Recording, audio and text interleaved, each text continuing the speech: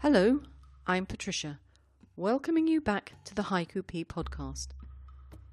May I wish you a happy new year and hope that it brings you everything you're looking forward to and perhaps a little bit more.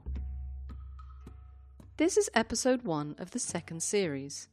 I'm raring to go with lots of topics to explore and a special podcast every month featuring the work of our community.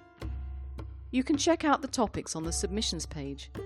But if you have something that I've not covered and you'd like to submit it anyway, feel free to do so. I love reading your work. The contacts are on the poetryp.com website. Now, before I set out to think about this podcast, I went for a little walk through the woods and up the hills near my house to the duck ponds.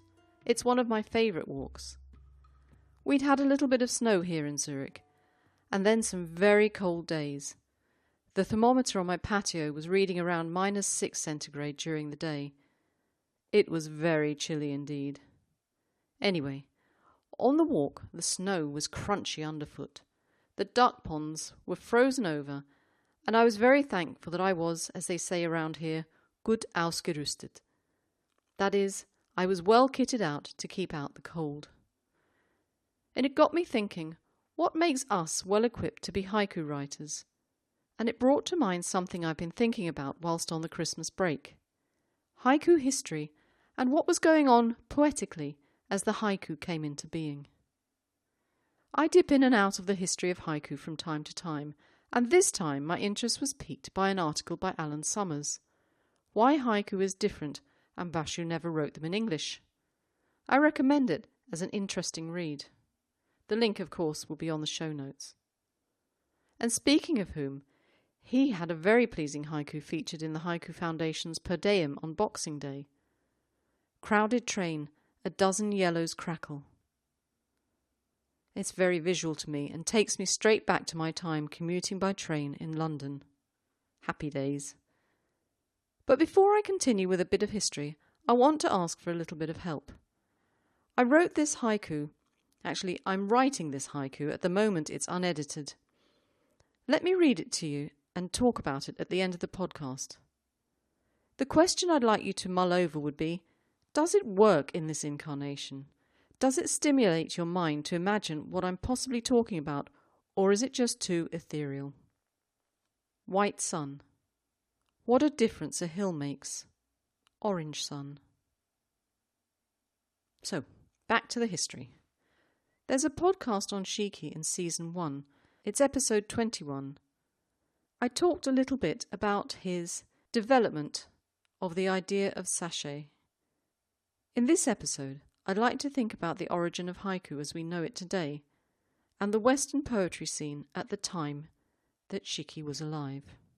It's generally acknowledged that there are 4 masters of haiku: Basho, Buson, Isa, and Shiki. But in reality, the first 3 poets didn't write haiku as we know it today. They would have been participating in the writing of linked verse. For example, Basho wrote this, which we're all familiar with in its various translations. This one's by Adam L. Kern. Old pond. A frog plunges into water sound. I don't know about you, but I always think of this in isolation as a haiku. But actually it was composed as a linked verse. And here I'll give you the response. On young leaves of rush hangs a spider's web. Often when we read haiku composed pre-Shiki, and for a while after his death, because the switch was not immediate, we're actually reading the first stanza of a linked verse, something called a haiku. Here is a haiku from the wash basin sequence, the first of 36 stanzas which appeared in Sarumino in 1691. It was written by Boncho, translated, in this instance, by Adam Kern. The wash basin's drip-dripping gives way to crickets chirping. What Shiki effectively did was to give the word haiku a special role, that of replacing the word hokku, and severing it from the rest of the renga, which I've referred to as linked verse, and to make it a genre of modern literature in its own right. Why? Well, to have some idea, let's think about what was happening in Japan in Shiki's time. That's 1865 to 1902. It was opening itself up to the West. Shiki read Western philosophical writing, and surely he read Western poetry of his time. Poetry that was created by a single poet and that could stand alone on its own merit. Hence, his development of the haiku, a short poem similar to the hokku, except that it was not linked to verses written by others, and the poem would find merit in and of itself. I thought it might be interesting to listen to a couple of works written by his contemporaries in the West, and I've chosen two poets who actually were born in the same year as him. The first poet I've chosen is W.B. Yeats, and I've chosen The Lake Isle of Innisfree, which was written in 1888. I have to admit it's one of my favourites. It's a poem written about a place I know very well. My father was born very close to the island, and my kids have all driven the ferry across to it. So I give you The Lake Isle of Innisfree. I will arise and go now, and go to Innisfree, and a small cabin build there of clay and wattles made.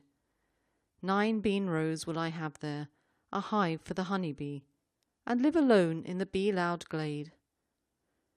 And I shall have some peace there, for peace comes dropping slow, dropping from the vales of the morning to where the cricket sings. There midnight's all a glimmer, and noon a purple glow, and evening full of the linnet's wings. I will arise and go now, for always night and day I hear lake water lapping with low sounds by the shore, while I stand on the roadway or on the pavement's grey. I hear it in the deep heart's core. Now I'll just give you the first stanza of another poem. The poem is If by Rudyard Kipling. If you can keep your head when all about you are losing theirs and blaming it on you, if you can trust yourself when all men doubt you, but make allowance for their doubting too, if you can wait and not be tired by waiting, or being lied about don't deal in lies, or being hated don't give way to hating, and yet don't look too good nor talk too wise.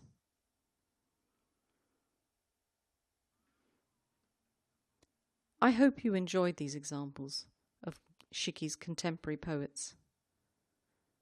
And now I'll go back to the haiku I gave you earlier. White sun, what a difference a hill makes. Orange sun. Were you able to make sense of it? Not necessarily exactly what I meant, but did it mean something to you, or does it need an explanation? If I tell you that I was driving along the bottom of the hill on which I live, it was very early in the morning and the mist was quite thick. The sun was doing its best to shine, but looked quite white through the fog. However, as I drove up the hill, I got above the cloud base, and there it was in all its glory, a beautiful orange sun. Happens a lot round here. Well, that's it for today. I hope you enjoyed my deviation from the haiku. Thank you very much for listening today. Next time I'm doing a podcast special featuring many of the community, and the topic is childhood. If you're listening during the week that the podcast went out, then you might still have time to send me your submissions. Check out the submissions pages on the poetryp.com website. Thanks once again for coming along today, and I look forward to talking to you again in a couple of weeks. Take care and keep writing. As usual, there are some links in the show notes. If anything's missing, just let me know and I'll update them. Bye.